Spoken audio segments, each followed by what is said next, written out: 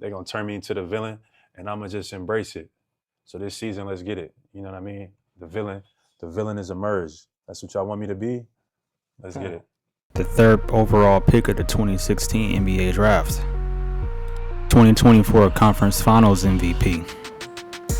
2024 NBA Finals MVP. A 5-time NBA All-Star. A 2-time member of the All-NBA Second Team. And a Second Team All-Rookie. This is who the NBA has decided to make its newest villain. From anonymous sources saying that Jaylen Brown has a disease for thinking he's the smartest person in the room. To other sources saying that he's not worth the $185 million he's owed over the next 3 years. This has set the stage for what will be Jaylen Brown's revenge season in 2027. On the 1st of July, the Boston Celtics traded Jaylen Brown to the Philadelphia 76ers. The Celtics sent a 29-year-old Finals MVP to Philadelphia for Paul George and 4 draft picks. Now sit with that information for a second, because this trade was actually a constellation for the Boston Celtics losing the Giannis Antetokounmpo trade. Jaylen Brown never asked to be traded. He never wanted to leave Boston. Boston traded him because they knew that he was not comfortable with being a second fiddle to Jason Tatum. As a result, Boston decided to send Brown to a team that's in the same conference, in the same division, the very team that they lost to in the playoffs in the Philadelphia 76ers. Brown had led a Celtics team that was supposed to be rebuilding to 56 wins in the second seed. They'd gone up 3-1 to the Sixers and then they collapsed.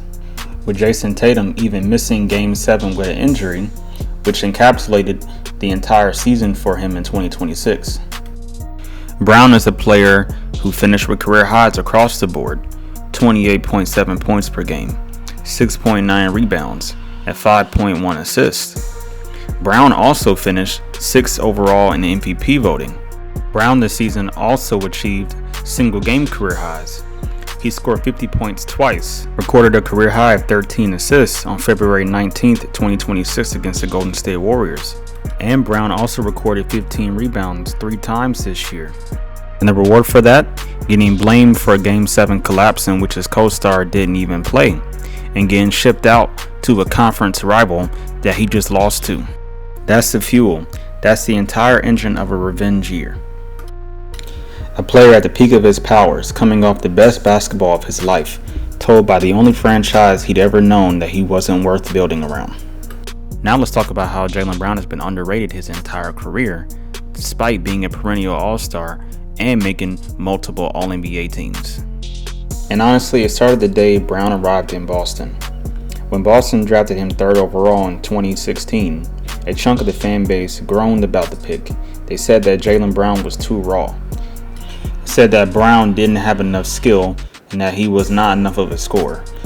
Some people even suggested that they should trade the pick to get an established co-star to pair with Isaiah Thomas. And in 2022, it was even suggested by media pundits that Boston trade Jaylen Brown to acquire the services of Kevin Durant so that he could be paired alongside Jason Tatum.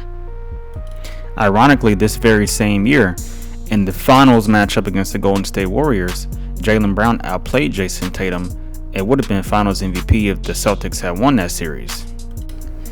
The media has pitted Jason Tatum and Jaylen Brown against each other repeatedly over the course of their careers, and Jaylen Brown is always being viewed as the trade piece to acquire a larger, more established star, despite routinely outperforming his co-star on the largest stages. And despite being in a new city, many in Philadelphia still consider Jaylen Brown to be a villain, considering his comments that he made about Joel Embiid on his live stream. After Boston had lost to the Sixers in the playoffs, Brown went on his live stream and called Joel Embiid a flopper. He said despite Joel Embiid being one of the best big men ever, he flops, and he knows it. And now, Jaylen Brown and Joel Embiid share a locker room. The man he called out on camera is the franchise center he's now supposed to win with. The league office could not have scripted a better storyline if they tried. Every Sixers home game is now a test of whether these two can actually coexist. And every road game is a building full of fans who saw the clip. And underneath everything he says, there's an edge.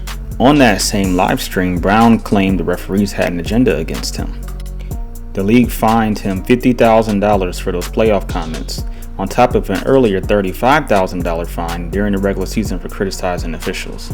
All these trials and tribulations speak to a man who feels he's underappreciated and underrated by his peers and by media pundits in the NBA. Jaylen Brown had the chance with Philadelphia to rewrite the narrative of his career, to show Brad Stevens and the Celtics were wrong for trading him. Sixers acquiring Jaylen Brown has primed them to make a run further than they have since 2001, and to help the Sixers potentially win their first championship since 1983. Further emphasize again, Philadelphia is not a rebuild. This is a team swinging for the fences right now. Tyrese Maxey is a top 5 scorer, 28 points per night. VJ Edgecombe, last year's number 3 overall pick, was an all-rookie first-team player who helped bury Boston in that very playoff series. And Joel Embiid, when his knees cooperate, is still a former MVP and the most unguardable big man in basketball. Embiid's health is the biggest gamble, and I won't pretend otherwise.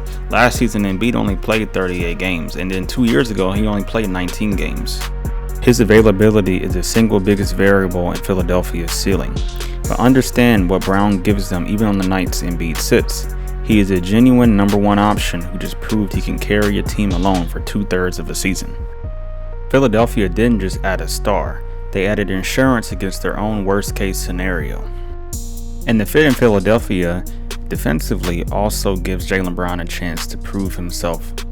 Defensively, Jaylen Brown can guard the toughest perimeter assignment and give Tyrese Maxey a chance to hide defensively, something that Paul George was unable to do, largely because he wasn't available to play the majority of the games. And also Paul George, as we all know, is 36 years old and has a lot of wear and tear on his body. Offensively speaking, when Embiid or Tyrese Maxey draw a double team, Jaylen Brown will feature as a downhill second option. The one honest wrinkle is touches. Brown, Maxey, and Embiid all want the ball, and somebody has to sacrifice. But motivated superstars tend to figure out the math when revenge is on the table. And it could get scarier because the offseason isn't over. As I'm recording this, LeBron James is an unsigned free agent. He's told the Lakers he's moving on. He still wants to play, and Philadelphia is reportedly one of the teams genuinely in the mix, though the smart money right now points towards Cleveland. But just imagine the villain equation if it happens. The most scrutinized player of his generation teaming up with the league's newest heel in a city that lives for exactly this kind of chaos.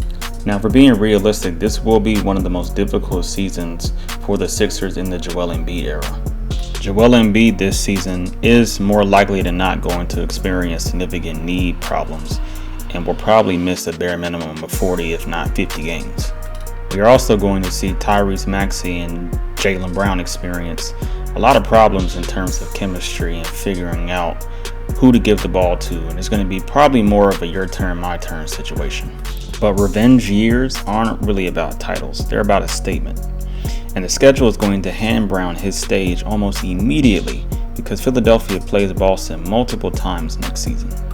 Picture the moment, the very first time Jaylen Brown walks into TD Garden with a Sixers uniform on. Imagine Jaylen Brown and Jason Tatum guarding each other the entire game as they both fight to prove who is the real alpha dog of the Eastern Conference. That's the whole moment this trade has been quietly building towards. That's the villain coming home to the building that gave up on him, in the enemy's colors with everything to prove.